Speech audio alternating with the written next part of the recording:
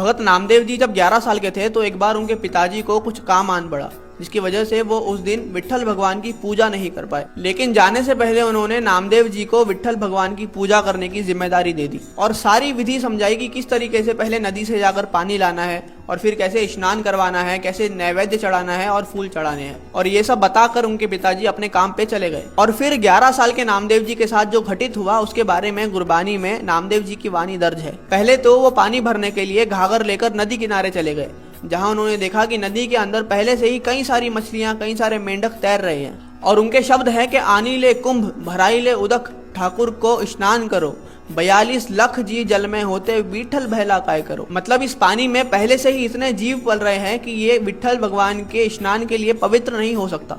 तो उन्होंने सोचा कि अब सिर्फ फूल चढ़ाकर ही पूजा करी जाए।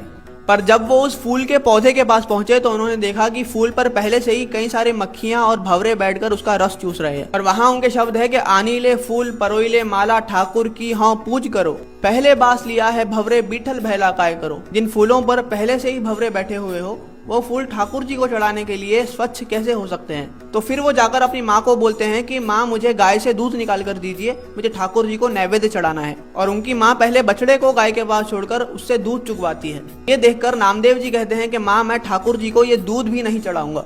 और वहां उनका शब्द है कि आनीले दूध रिधाईले खीरंग, ठाकुर को नैवेद्य करो, पहले दूध बिटारे हो बछड़े विट्ठल बहला काय करो। मतलब जिस दूध को बछड़े पहले चूक चुके हो वो मेरे ठाकुर जी के लिए शुद्ध कैसे हो सकता है। फिर इस शब्द के अंत में नामदेव जी बताते हैं कि ई भय विट्ठल ऊ भय विट्ठल, विट्ठल बिन संसार नहीं, थान सनंतर नामा प्रणमय पूर्ण रहे हो तू सर्व मही। मतलब हे प्रभु तू हर जगह पर हर जीव में खुद पूर्ण रूप से समाया हुआ है। तू ही नदी में मछली बनकर तैर रहा है, तू ही भंवरा बनकर फूलों से रस चूस रहा है, और तू ही है जो वो बछड़ा बनकर उस माँ की ममता लूट रहा है। सब गोविंद है, सब गोविंद है, गोविंद बिन नहीं कोई।